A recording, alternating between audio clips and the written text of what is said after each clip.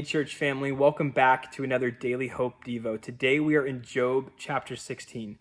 When I was younger, growing up, my parents lived at a spot where at the edge of our property line there were tons and tons of dead trees. My younger brother and I, we love to explore, so we went out there one day and we found an abandoned tree fort up in one of the trees. Basically, it was just a piece of wood that was perched, 20 feet up in the air, but we thought it was a tree fort in our imaginative, young, creative minds. And so one day we were up there, we were chatting, and my brother reaches for a rope that had been tied to one of the dead branches. And almost immediately the branch snaps and my brother falls 20 feet. It was one of the scariest moments of my life. I thought I was going to lose my little brother. He was fine. He had the wind knocked out of him. He was a little shaken up. But he was reaching for something that he thought was secure. He thought would be able to hold his weight, but it simply couldn't because it wasn't made to. It was a dead branch. Well, in Job chapter 16 today, Job is looking to his friends for comfort. He is looking to his friends to provide relief for a lot of the grief that he's feeling. He's gone through a horrible tragedy. He's lost his kids. He's lost all his possessions. He's been afflicted with boils, and he just wants some comfort. He looks to his friends, and they're not bad friends. They had sat with him in silence, the book of Job says earlier, for 7 days. Not saying a word because his tragedy was too great for words. So I don't think they were bad friends. I think they were good friends. But now that season of, or that time of quietly sitting with Job and his suffering they're feeling like is maybe coming to a close. And so they're trying to get to the bottom of why Job has gone through this horrible tragedy. Because they believed that, tragedy would only fall to people who had sinned against God. And so they're trying to now get to the bottom of it. Like, Job, what did you do? Job, what is it that you have done for God to have allowed this to happen to you? But we know, obviously, Job was a righteous man, and Job was being tested.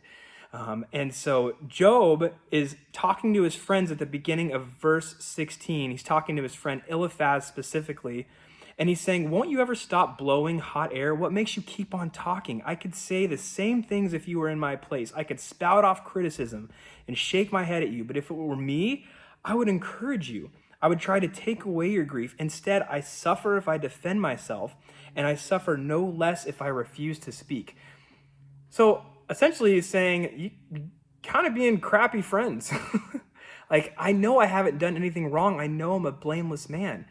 And instead of finding comfort in you, something that my friends, you think would be a source of security for me. So not only am I not finding comfort, but you're making my grief worse. You're making things more difficult on me.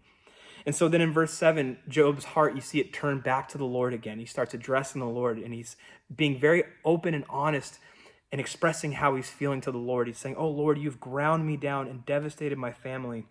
And he goes on, he says, my gaunt flesh testifies against me. God hates me, angrily tears me apart. He snaps his teeth at me. And so he's having this very honest moment with God. But the key verse of this chapter, I think, is found in verses 20 and 21. He says, my friends scorn me, but I pour out my tears to God. And here's the key verse, 21.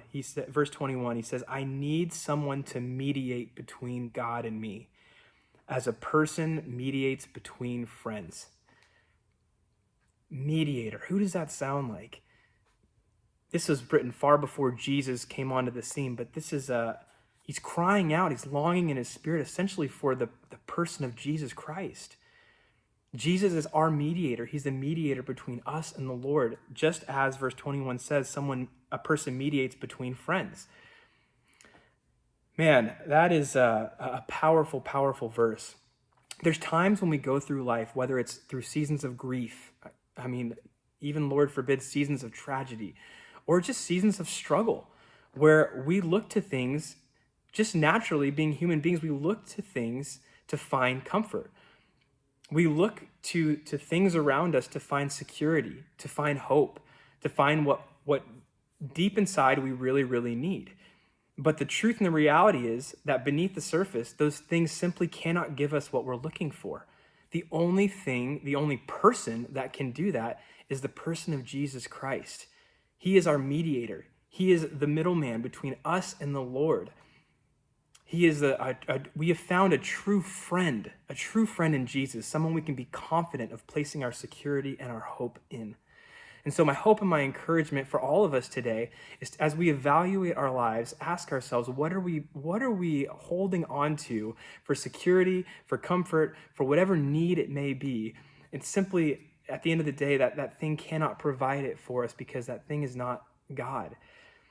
And so I would pray for me and for all of us that instead of clinging to those things, maybe we let go and we just say, God, really, at the end of the day, all I need is you. Lord, may we cling to you today.